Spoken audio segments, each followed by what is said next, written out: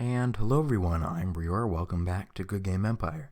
Today's video comes off of a request from Blue2. Sorry if I'm not pronouncing that right. I could barely pronounce Breor when I started. But anyway, he says, can you please make a video about defeating the desert fortress in Burning Sands? When I saw this request, I originally thought that I was going to be able to mail him back a link to a video I had done, but I checked the channel and it turns out I have only made a video about defeating the maximum level desert tower, which is useful, but obviously a different topic, so let's cover the desert fortress in Burning Sands. Alright guys, here we are at the local desert fortress, and the only thing I've done so far is to go ahead and give it a quick spy. And now you want to do this for all of your targets, even though every time you attack a desert fortress it will have the same setup.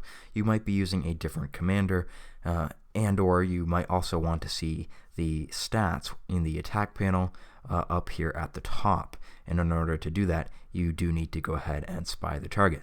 So looking at our spy report, we see that he has some wooden tools, and we actually can know how deep those tools are stacked by going to ggeguide.com and looking. It used to be a long time ago in the game that spy reports told you how deep NPCs had their tools stacked, and that's no longer the case, unfortunately. But this website has the old information, and that will still apply in modern times. So we know that if we send 3 waves of sacrifices, we will be able to knock off these tools.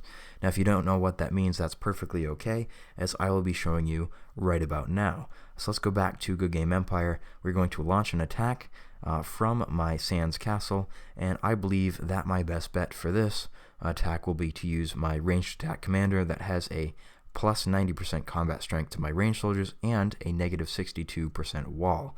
In addition, the hero also reduces wall protection, so that will be great.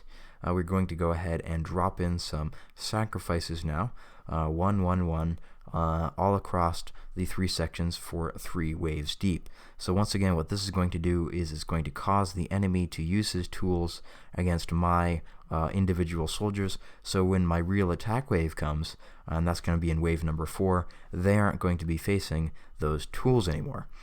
So now that we have spied the target and we know that the rocks give a plus 25% wall protection bonus, we can actually subtract 25% from the number we see up here. My commander is so good and proficient at reducing wall that that's actually going to neutralize the wall entirely, so that leaves us this entire space to fill in with wooden mantlets. Now let's move along to the middle section here. We subtracted again 25% from the wall by using sacrifices. That will bring us down to 0. From the gate we subtracted 35%. So doing some quick math there, we know that that would bring us down to, let's say, 85%. So let's use 9 ladders. Could be wrong on that math, but I hope not. That would be embarrassing. Not 9 ladders though, 9 rams because this is gate. And then we can go ahead and fill in with mantlets beyond that. Same deal on this other flank, and now that we've used mantlets, I hope you guys know that the next step will be filling in with ranged attackers. Now you should know this for 2 reasons.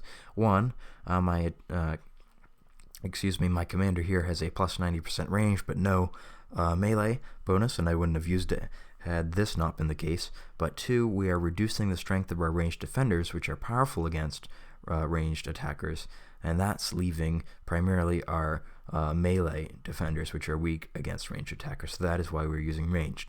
Now let's run through the waves again, make sure we haven't missed any sacrifices, as that would defeat the point, and let's go ahead and launch. I'm going to use Ruby horses for this attack because I want to be able to get there first. Keep in mind that if you are beaten to the fortress, it will go on cooldown and your attack will bounce. In addition, I would like to do a cool time lapse of my attack traveling to the target on this one. So yeah, in using Ruby horses, I won't have an 8 GB file when I go to speed it up. Alright guys, I will see you on the other side.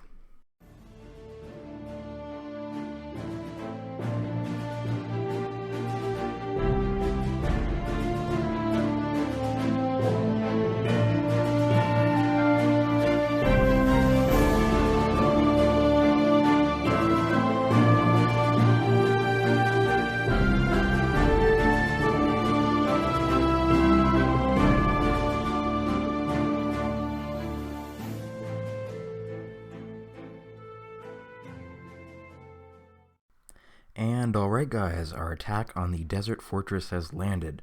It was a pleasant surprise that we got there first, as things often tend to go wrong when I'm going to record videos. Perhaps not more than usual, but I definitely notice it more than usual. Anyways, without further ado, let's take a look at our results. So it looks like we beat this desert prince, only taking 25 casualties, and that is certainly a better number than I've seen other players achieve, though I'm sure you could do it with even fewer casualties if you were so inclined to use Ruby tools. But let's take a look at our details.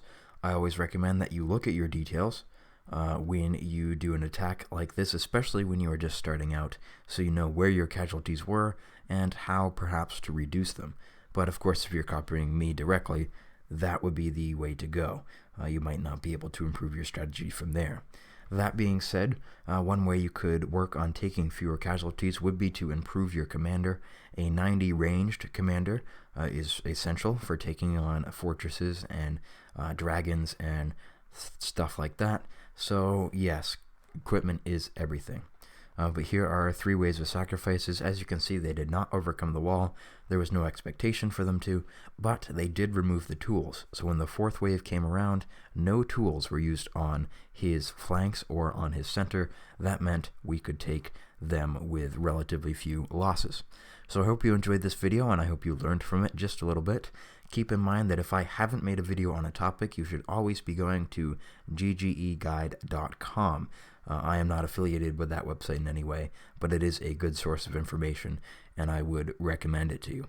Thanks once again for watching, and I'll catch you next time. Thus concludes this video, but if you'd like to continue your viewing experience, I have put 2 more up on the screen before you for you to click through to. The one on the left is about the Storm/Blade Commander. That's a 90/90 commander with some other excellent bonuses, particularly for PvP. So if you haven't seen that video, I would definitely recommend you check it out. The one on the right is about finding hidden fires, which is a particularly difficult task after you've been attacked and are burning. If you enjoyed this video, I would also encourage you to give it a thumbs up and or subscribe. I really appreciate that. Thank you very much once again, and have a great day.